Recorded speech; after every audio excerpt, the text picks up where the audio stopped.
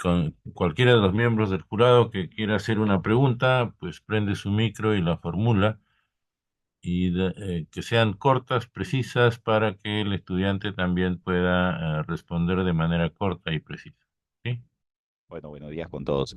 En mi caso, yo soy el que estuve leyendo como supervisor en ese sentido de la tesis. Entonces sería bueno que David o el profesor David o Jaime también puedan hacer alguna pregunta al respecto. Yo también podría hacerlo, pero le cedería a mis colegas primero.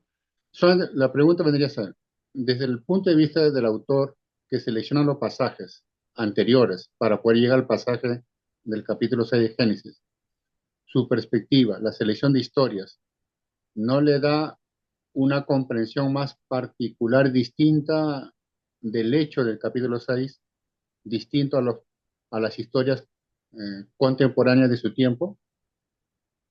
No, yo creería que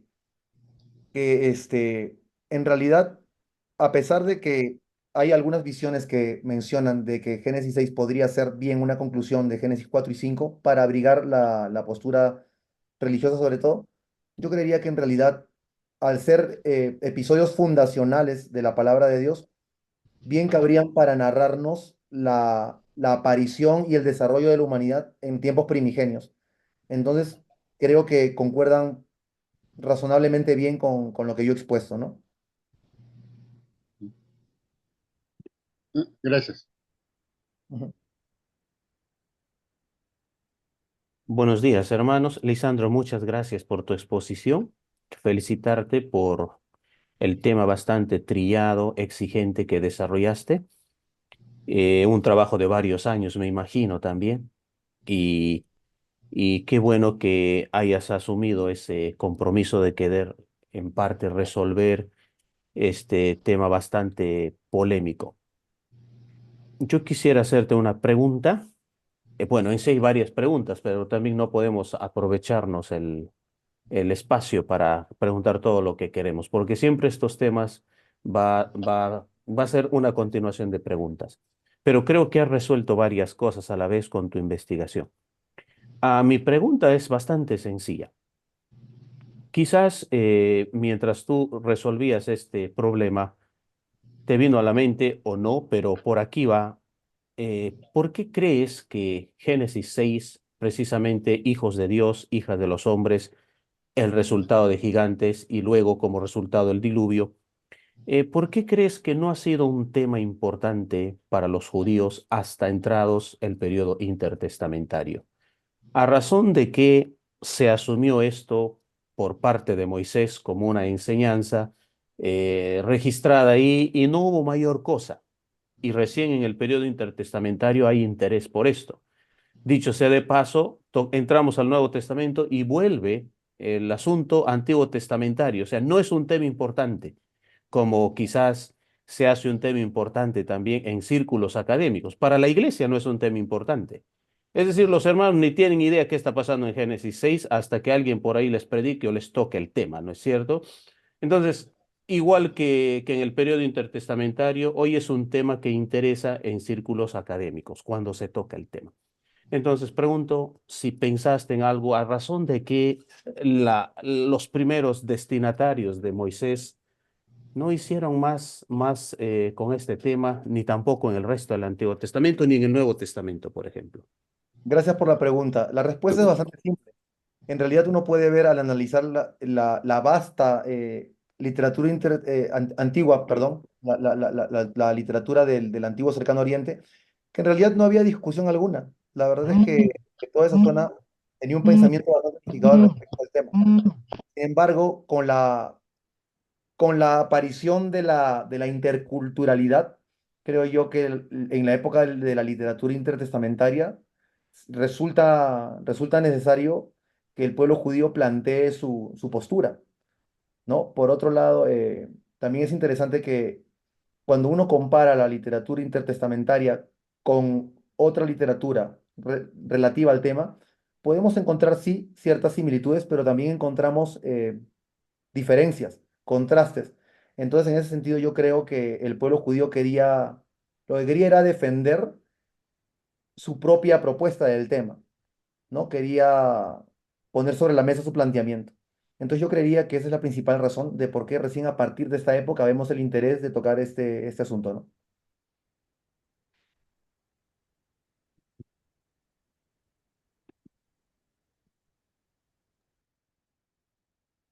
Sí, gracias, Lisandro. A mí, bueno, también lo mismo, igual que David te menciona, bueno, me da mucho gusto poder escuchar tu presentación y haberlo resumido bien, ¿no? En los PPTs ahí también. Am,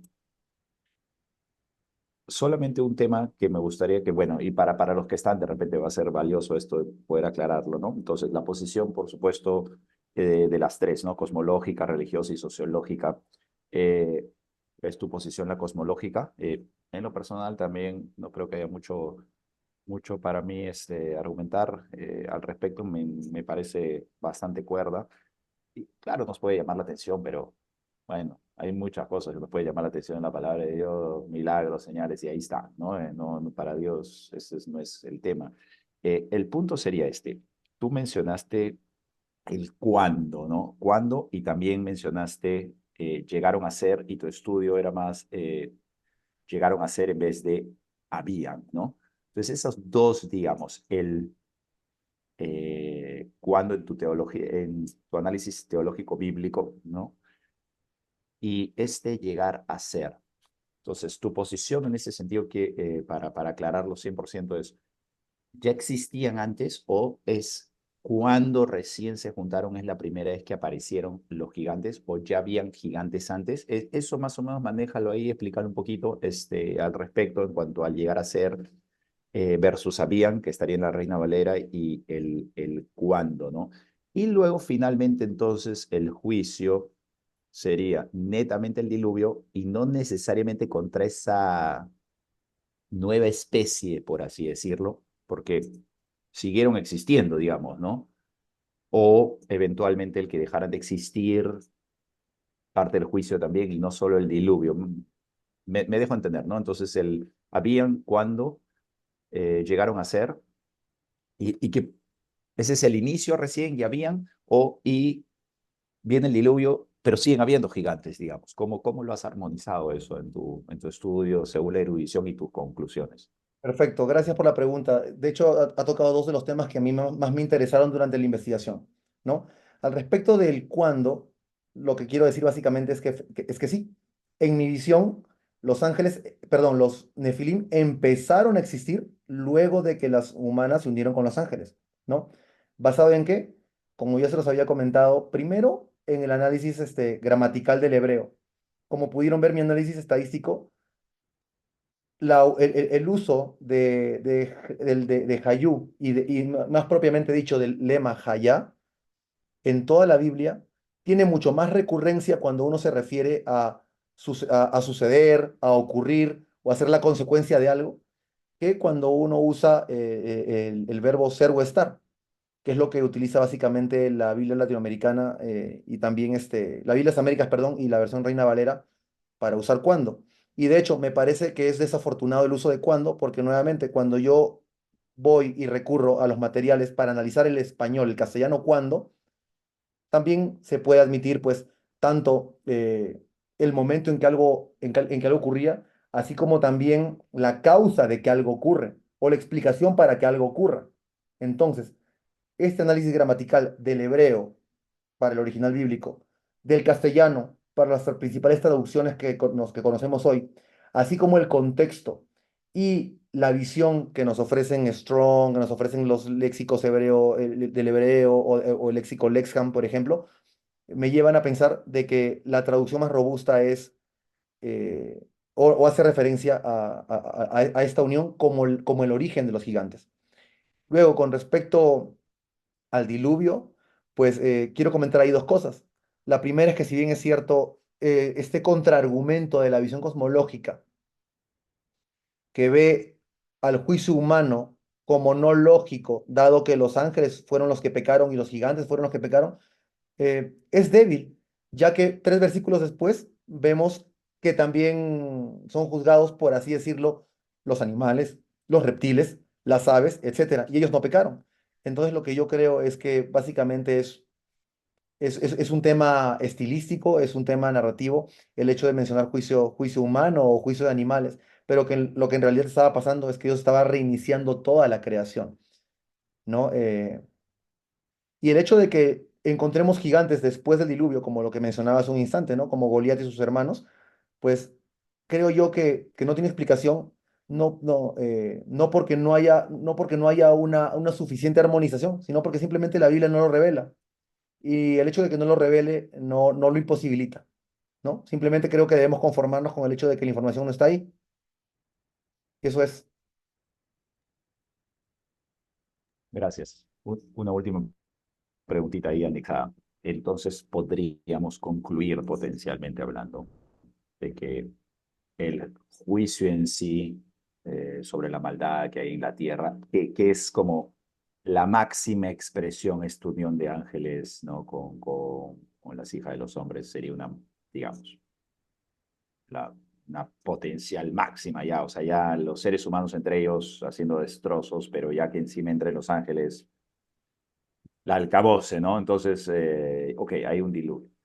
Puede ser que se refiera, o no sé si lo has leído en algún lugar, por ejemplo, cuando Adán y Eva pecan, ¿no? Dios le dice, porque ciertamente morirás cuando comen del fruto, pero siguen viviendo, ¿no? Temporalmente, por un tiempo, pero finalmente van a morir ante los 1000 años, digamos, 900 y tantos años, y bueno, también una muerte espiritual, por supuesto, ¿no? Eh, Pasaría lo mismo con los gigantes, en que pecaron, hay un castigo, pero ahí siguen, ¿no? Temporalmente, qué sé yo, ¿no? Sí, Pero de todas maneras, en realidad es una sí. posibilidad. En realidad es una posibilidad. De hecho, como usted acaba de mencionar, cuando Dios establece el juicio sobre Adán y Eva y le dicen ciertamente morirán, ellos no murieron en el momento, pero luego murieron. En el caso de los gigantes, vemos algo similar. Aunque existieron gigantes luego del diluvio, hoy no vemos gigantes entre nosotros. De repente algunos vestigios de alturas inusuales, pero no creo que eso sea comparable con, por ejemplo, Og, el rey de Basán, que medía cerca de 6 metros, perdón, que medía cerca de 3 metros y medio y que dormía en una cama de 4 metros por 2 metros hecha de hierro, por ejemplo, ¿no? Entonces, sí, sería una puerta abierta que nos sugeriría de que este tema tiene mucho más por investigar todavía, ¿no? Perdón que fastidia a Jaime y a David, lo último nomás, es que como dice David, se vienen Pregun- demasiadas preguntas. pero hay otra Lo último ronda. nomás, Ok.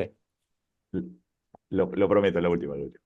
15 minutos creo que era, ¿no? Esto es de ángeles con mujeres. ¿Es una violación o fue consensuado? No se puede establecer. Dada la traducción original, no se puede establecer. Simplemente lo dice la Biblia que se unieron. Pero luego no hay alguna palabra hebrea que nos deje ver algo forzado. Y tampoco hay alguna narración bíblica en donde se diga pues que hubo sufrimiento o padecimiento, ¿no? Una última de mi parte, segunda ronda, me imagino, no sé si la tendrá Jaime. Lisandro, así breve nomás sobre tu interpretación, sobre el uso gramatical, el trabajo que tú hiciste, se podría inferir de la siguiente manera, pregunto, ¿cómo ves la libertad de los ángeles entonces? Esa libertad que ellos tenían para tomar hijas de los hombres, ¿ha sido limitada hoy? Es decir, podemos inferir de que esa libertad dada a los ángeles en un inicio ha cambiado después del evento, después del diluvio. ¿Quiénes fueron esos ángeles en todo caso? En ese sentido, los ángeles pecaron. ¿Siguen pecando hoy? Para reflexionar y quizás por ahí viste algo. Yo también creo que ahí la respuesta es bastante sencilla. No vemos alguna noticia de alguna unión sobrenatural y no vemos, por lo tanto, tampoco gigantes apareciendo en algún lugar del mundo, ¿no? Y creo que esto puede responder a una de dos cuestiones. La primera, o Dios pudo haber modificado o pudo haber limitado de cierta forma esa libertad que tenían los ángeles, aunque en lo particular no lo creo. Creo yo más que el asunto va por la segunda opción, que es que a todos estos ángeles rebeldes, como dice la palabra en el Nuevo Testamento, en segunda de Pedro y en Judas, han sido encerrados. Entonces, estos ángeles desobedientes que alteraron el orden divino, ya están encerrados en cadenas de oscuridad, ¿no?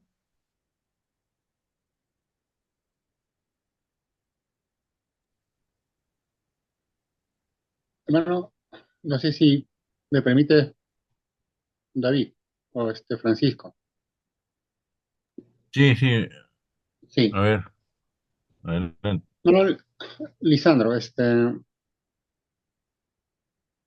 si pensamos el texto que fue dirigido a un pueblo de Dios, en el caso de que ellos lo hayan leído corrido, en sentido lineal el asunto para entender el mensaje de Génesis progresivamente, eh, uno podría ver que el tema de la relación de los ángeles con los seres humanos en el pasaje eh, expresaría una realidad que no es habitual, en el sentido de que no es común mm, esta relación y su aparición en el texto revela la gravedad del problema humano que es en cuanto al mal en sí mismo. ¿Cómo articula el pasaje con el problema del mal? Ya que posteriormente ya no se toca el tema, me refiero capítulo 7, 8, 9, no se toca el tema en sí, eh, pero sí pone como una parte final, ya que acontece el diluvio, pues ya no se toca más el tema. ¿Cómo se articula o cómo está relacionado el pasaje con el problema del mal o la gravedad del mal? En eso, Lisandro. Yo creería que, yo creería que lo que debemos rescatar ahí es esta verdad teológica de que alterar el orden establecido por Dios es pecado. Por otro lado, esta narración de cierta forma nos ayuda a robustecer o a sentar los fundamentos del hecho de que toda vez que haya mal, el mal debe ser castigado y que Dios va a intervenir. Y entonces a partir de ahí yo creo que esto nos sirve como un fundamento para poder leer el resto de la palabra de Dios. Y de hecho es consistente, es bastante consistente el asunto, ¿no? Cada vez que el ser humano va en contra de la ley de Dios, esto va a ser considerado como malo y va a merecer un castigo. Y de hecho, me parece interesante la pregunta en la medida de que esto viene a ser una de las piedras angulares justamente para luego también articular el mensaje de la gracia. ¿No? La gracia no es, puedes pecar libremente y haz lo que tú quieras. La gracia es, has pecado, mereces ser castigado y el castigo va a ocurrir. Pero el asunto es que el sujeto de castigo no seremos nosotros, sino que será el Señor Jesucristo a favor nuestro, ¿no? Eso es. Este, si uno mira la secuencia de Génesis, eh, la manera como está puesta no es habitual, porque no lo vemos tan seguidamente, esta narración. Daría a conocer que el mal sí es un problema real en el sentido que cruza todo límite, toda barrera, ¿no? Sí, lo cruza, no tiene límite en ese aspecto. Tanto así que esta narración es una extensión horizontal y que la siguiente escena, después del diluvio, lo de Babel, eh, el mal ya no es una extensión horizontal, es una extensión vertical, ¿sí? No tiene límite, ¿no? Lo cual, de modo pensar y ver, el problema del pasaje es el problema del mal. El problema del mal que, de hecho, no hay manera de cómo expresarlo sino con los términos que le han puesto el autor acá, ¿no? Entonces, en ese punto, este, sin la intervención de Dios, no habría límite al mal, es decir, no hay límite. Entonces, en ese aspecto, el pasaje es fuerte porque no es habitual, no es habitual, no es común. Estaría expresando de que si el hombre asume enfrentar el mal en sí mismo, no podría ponerle límite, si no podría superarlo.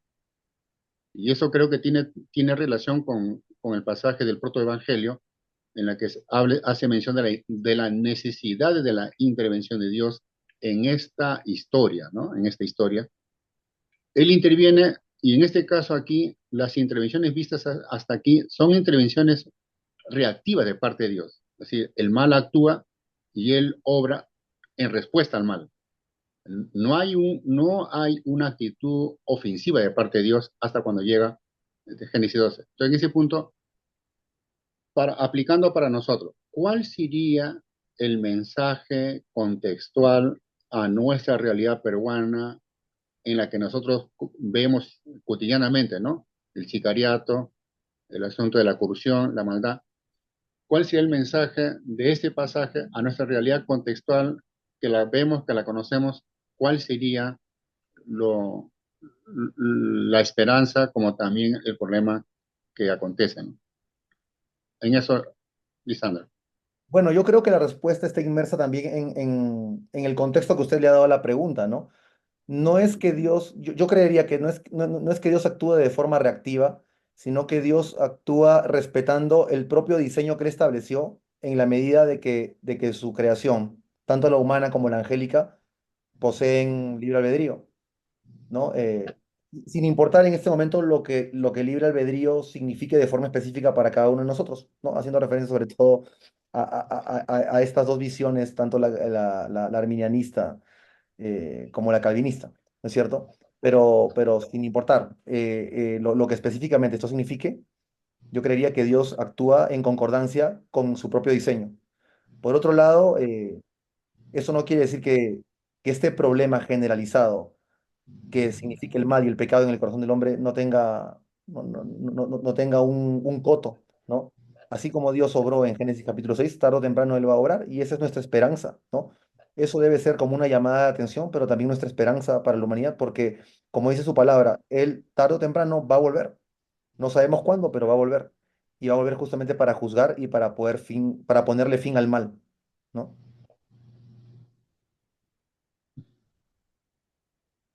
Gracias, Lisandro.